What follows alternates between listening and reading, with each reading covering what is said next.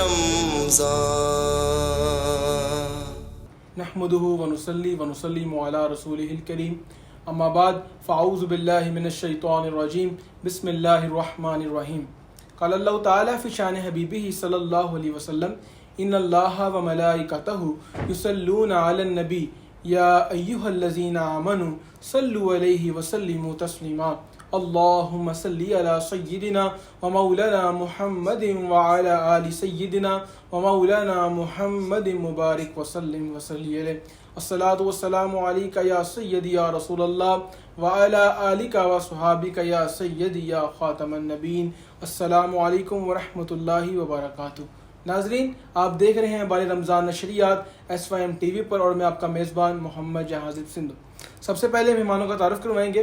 ہمارے ساتھ موجود ہیں جناب حضرت علامہ مولانا مفتی سلیمان شفیق یوسفی صاحب، السلام علیکم علامہ۔ وعلیکم السلام ورحمۃ اللہ وبرکاتہ۔ اور ساتھ ان کے تشریف فرمائیں قاری ساجد علی نقشبندی صاحب، ان کو بھی خوش آمدید کہتے ہیں، السلام علیکم۔ وعلیکم السلام ورحمۃ اللہ وبرکاتہ۔ ناظرین، پروگرام کا باقاعدہ آغاز تلاوت قرآن مجید سے کرتے ہیں۔ اس کے لیے میں دعوت دوں گا قاری ساجد علی نقشبندی صاحب کو کہ وہ تلاوت قرآن مجید سے ہمارے دلوں کو محظوظ فرمائیں۔ اعوذ باللہ من الشیطان الرجیم، بسم اللہ الرحمن الرحیم۔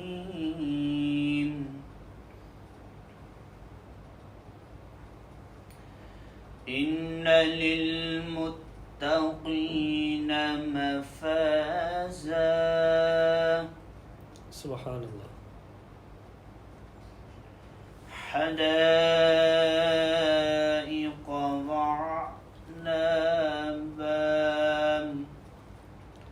سبحان اللہ سبحان اللہ۔ وكواعب ترابا وكأسا دهاقا،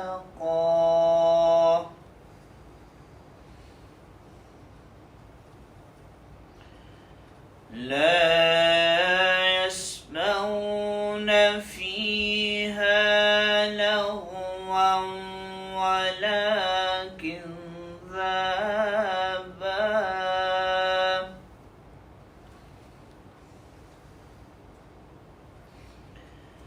جزاء من ربك عطاء حسابا، إن للمتقين مفازا وحدائق وعنبا وكواعب ترابا وكأسا دهاقا،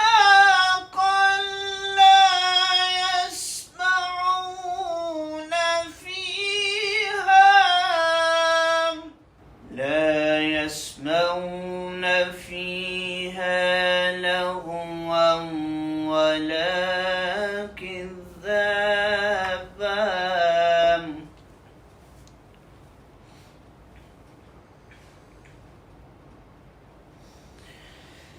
إن للمتقين مفازا حدائق وعنبا وكواعب ترابا وكأسا دهاقا، سبحان اللہ۔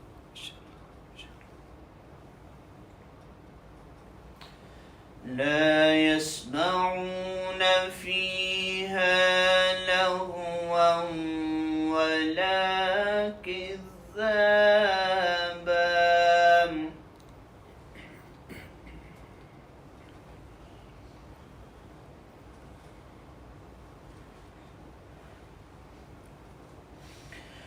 وكأسا دهاقا، لا يسمعون فيها لغوا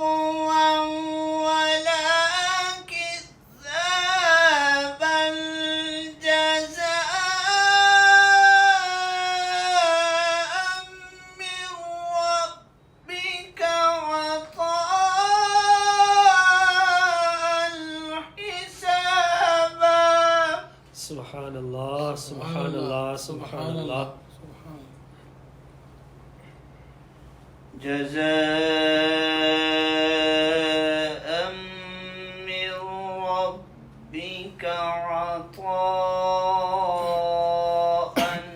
حسابا صدق اللہ العظیم.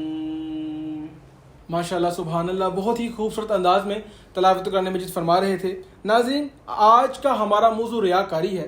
ریا کا لغوی معنی دکھاوے کے ہیں. اللہ تبارک و تعالیٰ کے علاوہ کسی اور ارادے سے عبادت کرنا ریاکاری کے زمرے میں آتا ہے. گویا کہ عبادت سے یہ غرض ہو کہ لوگ اس کو دیکھیں، لوگ اس کو نیک سمجھیں. تمام چیزیں یہ ریاکاری کے زمرے میں آتی ہیں. اللہ تبارک و تعالیٰ قرآن مجید میں ارشاد مبارک فرماتا ہے یا ایھا الذین آمنوا لا تبطلوا صدقاتکم بالمن والعذاب. اللہ تبارک و تعالیٰ قرآن مجید میں فرماتا ہے اے ایمان والو، اپنے صدقے کو باطل نہ کرو احسان جتلا کر اور عزا دے کر، کہ اس طرح جو اپنے مال لوگوں کو دکھاوے کے لیے خرچ کرے اور اللہ اور قیامت پر ایمان نہ لائے، تو اس کی مثال ایسے ہے جیسے ایک چٹان اس پر مٹی ہے، اب اس پر زور سے پانی پڑا جسے اس نے نیرا پتھر کر چھوڑا، اور وہ اپنی کمائی سے کسی چیز پر قابو نہ پائیں گے، اور اللہ تبارک و تعالیٰ کافروں کو راہ نہیں دیتا. اللہ اکبر. ناظرین، حضرت علامہ مولانا نعیم الدین مراد آبادی فرماتے ہیں یعنی جس طرح منافق رضائے الہی مقصود نہیں ہوتی، وہ اپنا مال ریاکاری میں خرچ کر دیتا ہے، اسی طرح لوگ احسان جتلا کر عزا دے کر اپنے صدقات کا اجر ضائع کر دیتے ہیں. منافق اور ریاکار کے عمل کی مثال دی گئی ہے. جس طرح پتھر پر مٹی نظر آتی ہے لیکن جب بارش آئے تو وہ پتھر صاف ہو جاتا ہے، اسی طرح منافق کے اعمال ہیں. دیکھنے کو تو وہ اعمال لگتے ہیں لیکن قیامت کے دن وہ سب عمل ضائع ہوں گے، باطل ہوں گے. ایز پردہ آیت آف قرآن. نبی پاک صلی اللہ علیہ وسلم نے ارشاد مبارک فرمایا، حضرت ابو ہریرہ سے روایت ہے، نبی پاک صلی اللہ علیہ وسلم فرماتے ہیں قیامت کے دن اللہ تبارک و تعالیٰ اپنی جب لوگوں کے درمیان فیصلہ فرمائے گا تو اپنی شان کے مطابق لوگوں میں تجلی فرمائے گا، اور اس وقت تمام امتیں گھٹنوں کے بل ہوں گی. اللہ تبارک و تعالیٰ جن لوگوں کو پہلے حساب و کتاب کے لیے بلائے گا ان میں ایک حافظ قرآن، دوسرا وہ شخص جو اللہ تبارک و تعالیٰ کی راہ میں مال خرچ کرتا تھا یعنی سخی، اور تیسرا وہ جو شہید ہے. نبی پاک صلی اللہ علیہ وسلم فرماتے ہیں اللہ تبارک و تعالیٰ اس شخص سے کہے گا یعنی حافظ قرآن سے کہے گا کہ تجھے میں نے جو علم عطا فرمایا تو نے اس کا کیا کیا؟ تو آگے سے حافظ قرآن عرض کرے گا یا باری تعالیٰ میں دن رات قرآن پاک پڑھتا تھا. اللہ تعالیٰ فرمائے گا تو جھوٹا ہے. فرشتے بھی کہیں گے تو جھوٹا ہے. اللہ تبارک و تعالیٰ فرمائے گا تیرا مقصد یہ تھا کہ لوگ کہیں کہ فلاں شخص قاری قرآن ہے. اسی طرح مالدار کو بلایا جائے گا. اللہ تعالیٰ فرمائے گا جو تجھے میں نے مال عطا کیا تو اس کا کیا کرتا تھا؟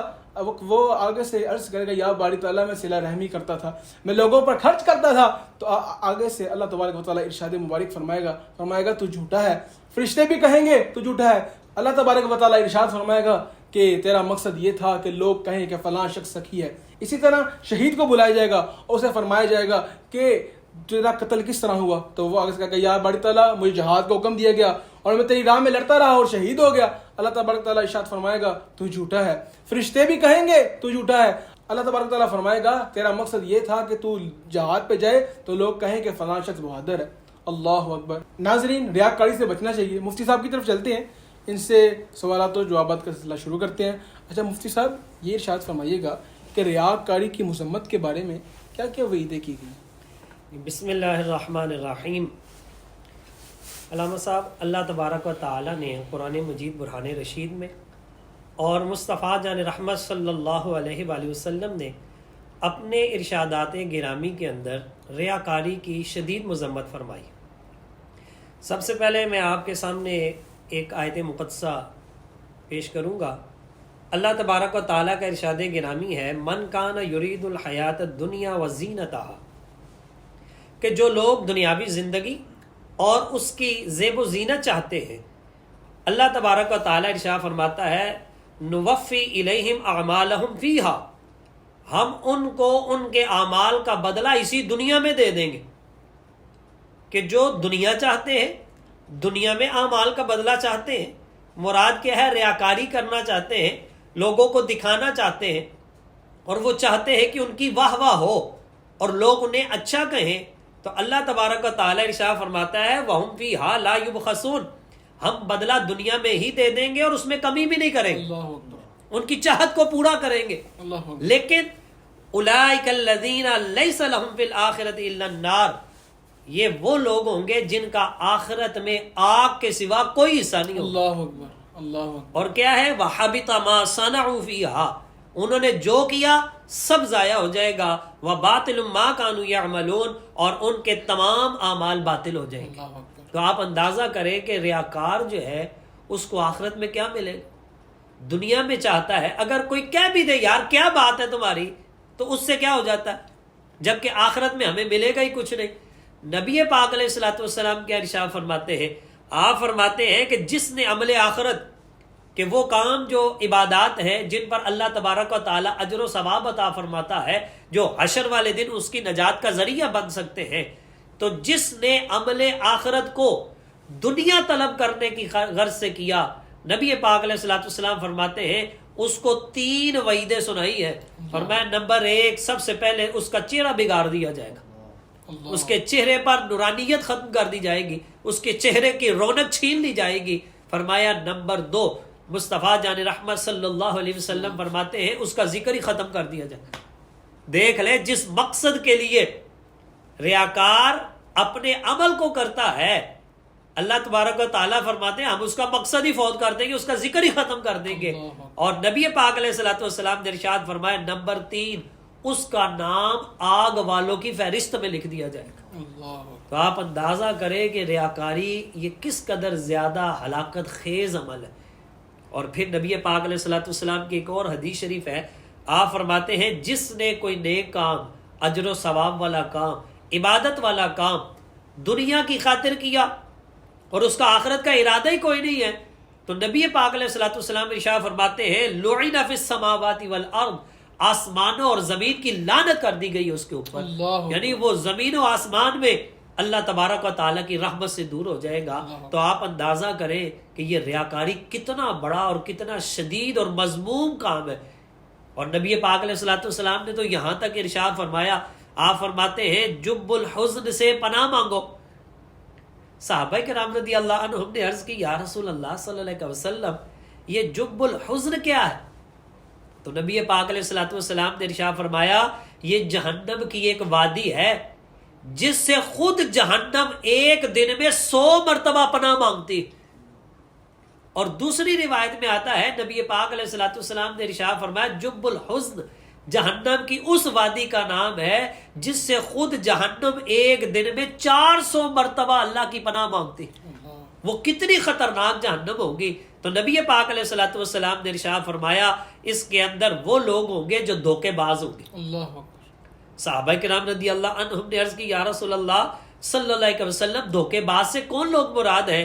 تو آپ علیہ الصلوۃ والسلام نے ارشاد فرمایا اس سے وہ لوگ مراد ہیں جو دنیا میں اپنے اعمال لوگوں کو دکھانے کے لیے کرتے تھے، ریاکاری سے کرتے تھے. تو آپ اندازہ کریں کہ یہ ریاکار اس جہنم کی وادی میں ہوگا جس سے جہنم خود پناہ مانگتے ہیں. تو اس سے پتہ یہ چلتا ہے کہ انتہائی مذموم کام ہے. تو آج ہمیں اپنے اعمال کی اصلاح کر کے اس مذموم کام سے بچنے کی کوشش کرنی چاہیے. اچھا، اگر مفتی صاحب دکھلاوا یہ ہو کہ ہم یہ دکھائیں گے تو لوگوں کے اندر اور محبت پیدا ہوگی، تو اس پر کیا حکم؟ جی بڑا خوبصورت آپ نے سوال کیا ہے. دکھلاوے کا تعلق یہاں سے اعمال کا دار و مدار نیتوں پر ہے اور اخلاص بھی یہاں پہ ہوتا ہے. مصطفیٰ جان رحمت صلی اللہ علیہ وآلہ وسلم نے 3 مرتبہ علم نشرح والے سینے کی طرف اشارہ فرماتے ہوئے آپ نے ارشاد فرمایا التقویٰ ہا ہنا، التقویٰ ہا ہنا، التقویٰ ہا ہنا، کہ تقویٰ یہاں پہ ہوتا ہے، پرہیزگاری یہاں پہ ہوتی ہے. اور دکھلاوا اور اخلاص اس کا بھی تعلق اس کے ساتھ ہے. نیت ہے نا، ارادہ ہے کہ میں کس مقصد کے لیے یہ کام کر رہا ہوں. تو جب یہاں یہ آیا کہ یار نیکی اس لیے کر رہا ہوں کہ کوئی دیکھ کے اس کا دل بدل جائے، وہ بھی نیکی کی راہ پر ہو، تو اس میں تو اللہ تبارک و تعالیٰ کی طرف سے اجر و ثواب کی نوید ہے. سبحان اللہ. حضور علیہ الصلوۃ والسلام ارشاد فرماتے ہیں الدال علی الخیر کفاعلہ، نیک راہ دکھانے والے کا ثواب ایسے ہے جیسے نیکی کرنے والے کا. اگر کسی نے کوئی عمل اس لیے کیا کہ مجھے دیکھ کر وہ بھی نیکی کی طرف راغب ہو، تو جتنے لوگ دیکھ کر وہ نیکی کا کام کریں گے ان سب کا ثواب اس دکھانے والے کو بھی ہوگا.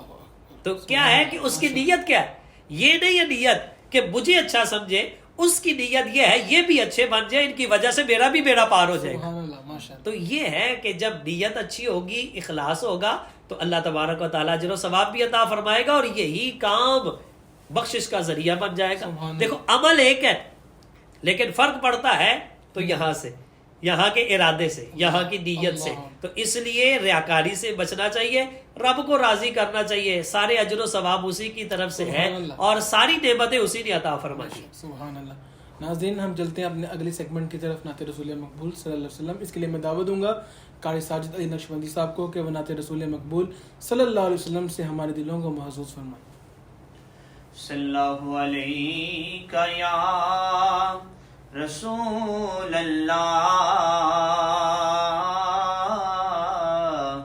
وسلم علیہ یا حبیب اللہ.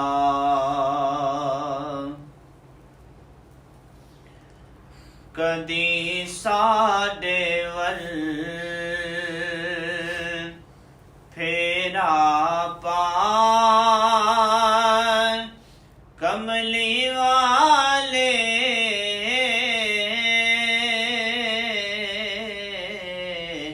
کدی ساڈے ول پھیرا پار کملی والے غریباں دی قسمت جگا کملی والے غریباں دی قسمت جگا کملی والے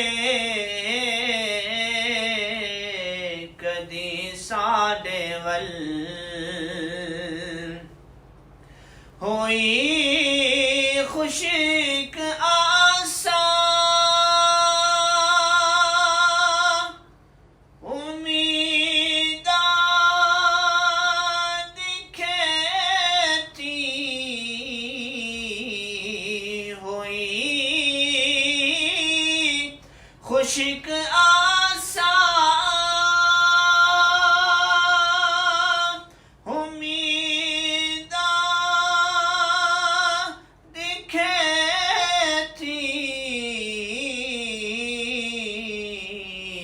وسا ابر رحمت وسا کملی والے وسا ابر رحمت وسا کملی والے کدی ساڈے ول یتیماں دی فریاد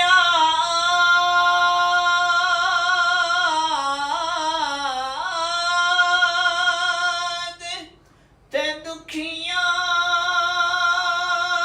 دے دکھڑے یتیماں دی فریاد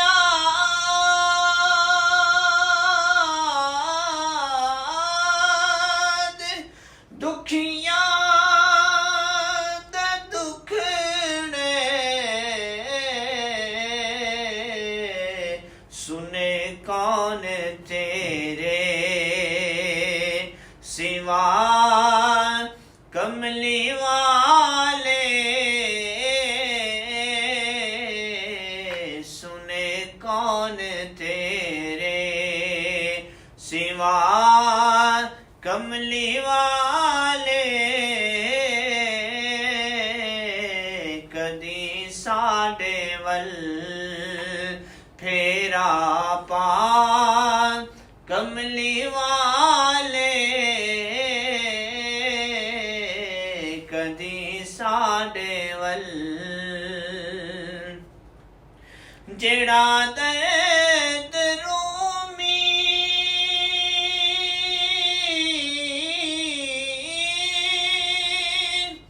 تے جامی نو ملیا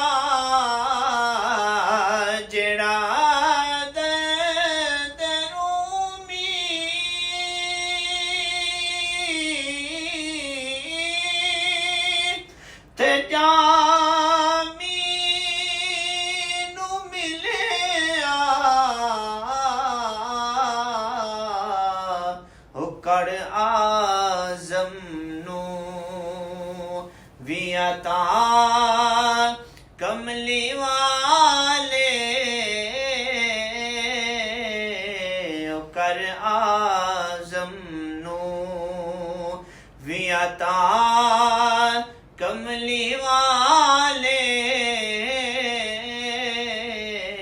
کدی ساڈے ول پھیرا پار کملی والے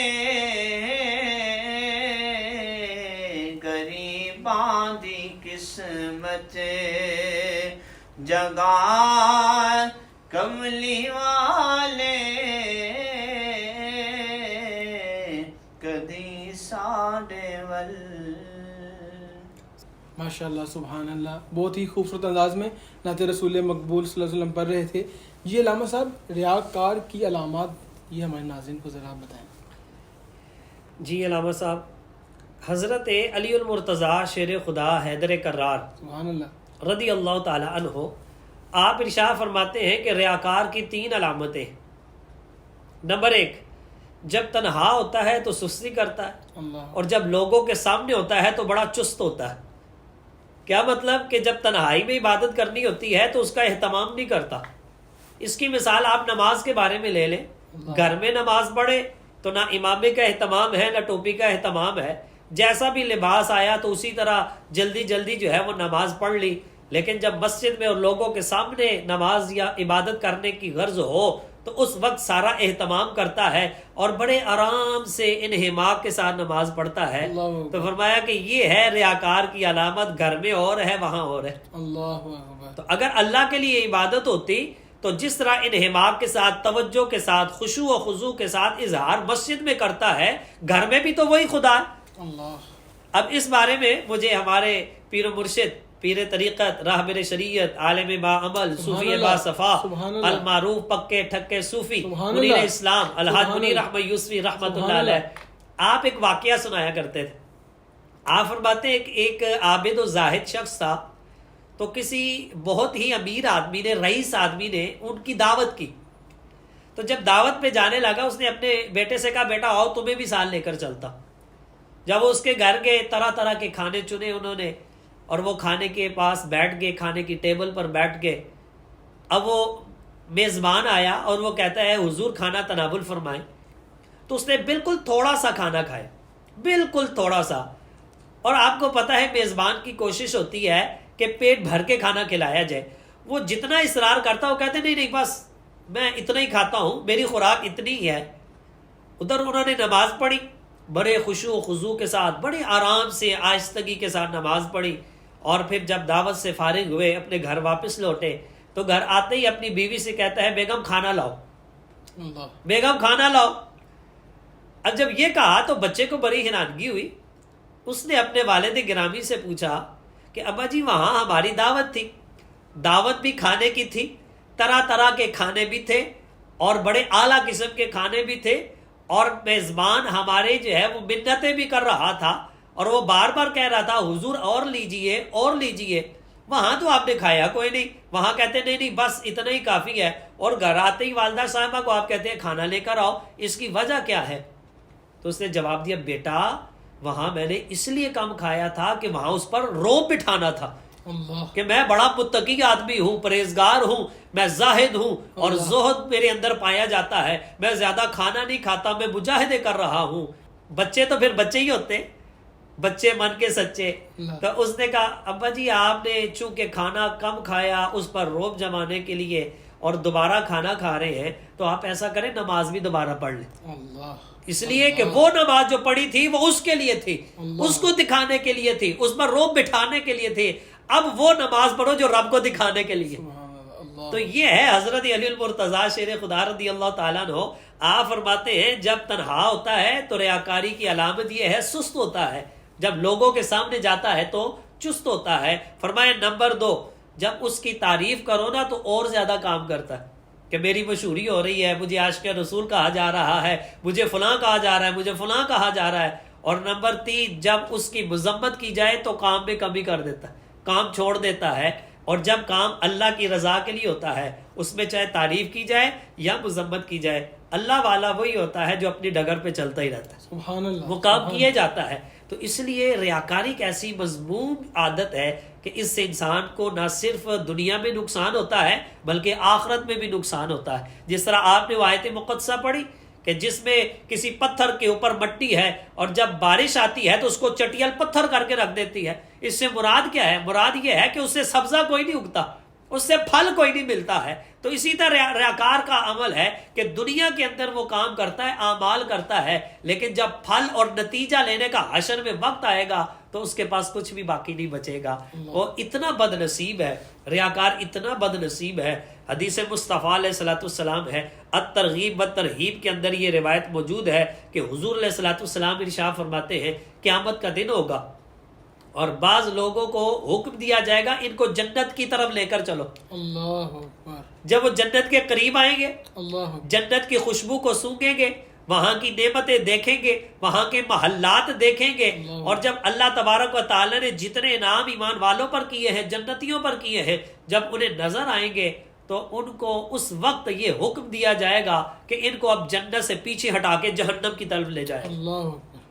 جب وہ جہنم کی طرف لائے جائیں گے، وہاں پھیرے جائیں گے، تو اور اس وقت ان کو اتنی حسرت ہوگی کہ ایسی حسرت اور کسی پر نہیں ہوگی. اور وہ پروردگار کی بارگاہ میں یہ عرض کریں گے کہ اے پاک پروردگار، اپنا ثواب اور جو تو نے نعمتیں اپنے بندوں کو عطا کی ہیں یا اللہ وہ دکھائے بغیر ہی ہمیں جہنم میں بھیج دیتا تو ہمارے لیے آسانی ہو جاتی. اب نعمتیں دکھائی ہیں اور یہ بتایا جا رہا ہے کہ تم ان سے محروم ہو، تو اب حسرت اور زیادہ بڑھ گئی ہے. تو رب ذوالجلال ارشاد فرمائے گا کہ میں تمہارے ساتھ کرنا ہی یہ چاہتا تھا، میرا ارادہ ہی یہ تھا. کیوں؟ کس لیے؟ فرمایا اس لیے کہ جب تم تنہا ہوتے تھے تو بڑے بڑے گناہ کر کے مجھے چیلنج کرتے تھے، اللہ اکبر، اور جب لوگوں کے سامنے جاتے تھے تو بڑے نیک بنتے تھے. اللہ تبارک و تعالیٰ ارشاد فرمائے گا کہ تم اپنے دلوں سے میرے مطیع نہیں ہوتے تھے، تم لوگوں سے خوف کرتے تھے، مجھ سے خوف نہیں کرتے تھے. اللہ اکبر. آپ علامہ صاحب دیکھیں ایک جملہ کتنا عام ہے، لوگ کیا کہیں گے، اللہ اکبر، لوگ کیا کہیں گے. ہم یہ ہمیشہ یہی سوچتے ہیں لوگ کیا کہیں گے.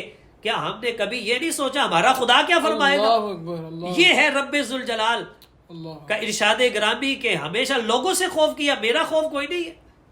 اللہ تبارک و تعالی ارشاد فرمائے گا تم نے لوگوں کی تعظیم کی، مجھے عظیم نہیں جانا، تو پھر اللہ تعالی ارشاد فرمائے گا کہ آج میں تمہیں نہ صرف ثواب سے محروم کروں گا بلکہ تمہیں عذاب کا مزہ بھی چکھاؤں گا. اللہ اکبر. تو آپ اندازہ کریں کہ یہ ریاکاری کتنا بڑا جرم ہے کہ بندہ عمل بھی کرتا ہے لیکن اس کا ثواب اور اس کا اجر ملنے کی بجائے رب کی ناراضگی بھی ملتی ہے، جہنم کی آگ بھی ملتی ہے. اللہ اکبر. تو اس لیے ہمیشہ جب عمل کرنا ہو تو اس کی طرف توجہ کر کے اس کو کہ یار سنبھل جا، تو سنبھل جا. لوگ جو کہتے ہیں کہنے دو، ہمیں اپنے رب کو راضی کرنا. بے شک. علامہ صاحب ریاکاری سے کیسے بچا جائے؟ بہت ہی خوبصورت، بہت ہی اہم سوال آپ نے کیا ہے. ریاکاری سے بچنا یہ صرف اللہ کے کرم سے، اللہ. جس پر اللہ تعالیٰ کا کرم ہو جاتا ہے وہی ریاکاری سے بچتا ہے. اور اللہ کا کرم حاصل کرنے کا ایک طریقہ یہ بھی ہے کہ صالحین کی صحبت اختیار کی جائے، اللہ. نیک لوگوں کے پاس بیٹھا جائے، اللہ. جن کو اللہ نے اخلاص کی دولت عطا فرمائی ہے، ان کا قرب چاہا جائے. جب ان کے قرب میں بیٹھیں گے تو وہ ہمارے ریاکاری والا جو ہمارا پودا ہے اسے جڑ سے اکھاڑ پھینکیں گے. اللہ. اور یہ بہت مشکل کام ہے.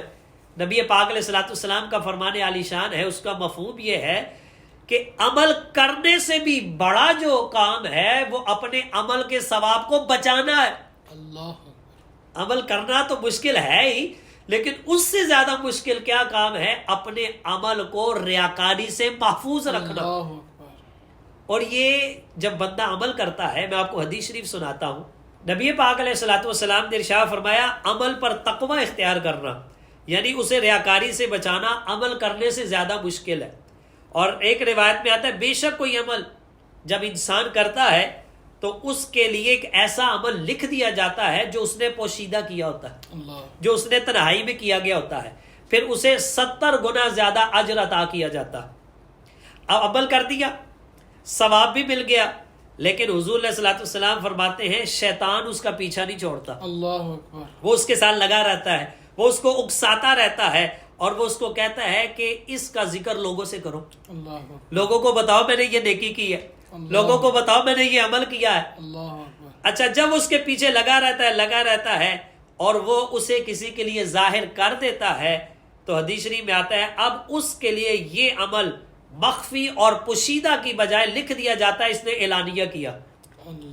تھا پہلے پوشیدہ مخفی، لیکن جب اظہار کر دیا تو لکھ دیا گیا اعلانیہ کیا ہے. اب وہ جو 70 گنا اجر تھا وہ ختم کر دیا جاتا. شیطان پھر بھی پیچھا نہیں چھوڑتا، وہ اسے پھر کہتا ہے یار لوگوں کو بتاؤ تو صحیح تم یہ کرتے، اور لوگوں کو بتاؤ تو صحیح تم نے رات میں تہجد پڑھی ہے، بتاؤ تو صحیح رات کو اتنی تسبیحات پڑھتے ہو، اور بتاؤ تو صحیح تم نے فلاں جگہ یہ کام کیا تھا. اس کے پیچھے لگا رہتا ہے یہاں تک کہ بندہ اس کا ذکر جب دوبارہ لوگوں میں کر دیتا ہے تو پھر کیا ہوتا ہے، پھر اللہ تبارک و تعالیٰ کی طرف سے لکھ دیا جاتا ہے کہ اس نے اعلانیہ جو کام کیا تھا اسے بھی مٹا دیا جاتا ہے اور اسے ریاکار لکھ دیا جاتا ہے. اللہ اکبر اللہ. تو آپ اندازہ کریں کہ عمل بھی کیا، ثواب بھی مل گیا، لیکن شیطان نے پیچھا نہیں چھوڑا اور ہم سے وہ نیکی اور ثواب ضائع کروا دی. تو اس لیے ہمیشہ عمل کریں تو رب کی رضا کے لیے. لوگوں نے کیا کرنا ہے، لوگوں نے کہنا ہے واہ کیا بات ہے، تو اس سے ہمارے کانوں پر کیا فرق پڑ گیا. اور جو آپ نے شروع میں حدیث شریف سنائی کہ یہ شرک اصغر ہے، اور قیامت والے دن رب ذوالجلال کیا فرمائے گا کہ جاؤ جا کے ان سے اجر لو جن کے لیے کام کیا ہے، تو اس دن کوئی اجر دے گا؟ اس دن تو کوئی ایک نیکی بھی نہیں دے گا. اور وہ تو ایسا دن ہے یوم یفر المرء من اخیہ و امہ و ابیہ و صاحبتہ و بنیہ، کہ اس دن تو باپ بیٹے سے بھاگے گا، دوست سے بھاگے گا، ماں بیٹے سے بھاگے گی. تو اس دن جب رب فرمائے گا جاؤ جن کے لیے عمل کیا ان سے ثواب لے لو، تو پھر وہاں کیا ملے گا؟ تو اس لیے جو عمل کریں اخلاص کے ساتھ کریں، رب کو راضی کرنے کے لیے کریں. اور اللہ تبارک و تعالیٰ نہ ہماری شکلیں دیکھتا ہے نہ ہمارے جسم دیکھتا ہے، اللہ تبارک و تعالیٰ دلوں کی نیت دیکھتا ہے. تو اللہ تبارک و تعالیٰ سے ہمیشہ یہ دعا کرنی چاہیے یا اللہ اچھے اعمال کی بھی توفیق عطا فرما، اور اس کو کرنے کے پیچھے جو ہماری نیت ہو اس میں اخلاص ہو، ریاکاری اور دکھلاوا نہ ہو، تاکہ ہم اجر و ثواب اور آخرت کی نعمتوں کے حقدار ٹھہریں. ماشاءاللہ سبحان اللہ. بہت شکریہ علامہ صاحب. علامہ صاحب بہت ہی خوبصورت انداز میں گفتگو فرما رہے تھے. ناظرین اسی کے ساتھ میں آپ سے اجازت چاہوں گا، ہمارے پروگرام کا وقت ختم ہو جاتا ہے. انشاءاللہ تعالیٰ کل ملاقات ہوگی ایک نئے موضوع کے ساتھ. اپنے پروگرام کے اختتام سے قبل ہمارے ننھے منھے نعت خوان جناب ہاشم سردار آپ کو نعت سنائیں گے، اور اپنے میزبان محمد جہاز سندھو کو اجازت دیں. السلام علیکم. جی ہاشم بھائی. صلی اللہ علیہ یا رسول اللہ وسلم علیکہ یا حبیب اللہ. رب کردائی غیب اپنا اظہار رسولاں تے مکشوف ہندے ساڑے، مکشوف ہندے ساڑے اسرار رسولاں تے رب کردائے غیب اپنا. رب نار جہنم دی کر دے وے حرام اس تے، کردائے جیڑا بندہ، کردائے جیڑا بندہ اتبار رسولاں تے رب کردائے غیب اپنا. حورات ملائک دی گل کرنی ہے کی یوسف، حورات ملائک دی گل کرنی ہے کی یوسف، پردے نے سلام پے، پردے نے سلام پے اشجار رسولاں دے رب کردائی غیب اپنا. بہار رمضان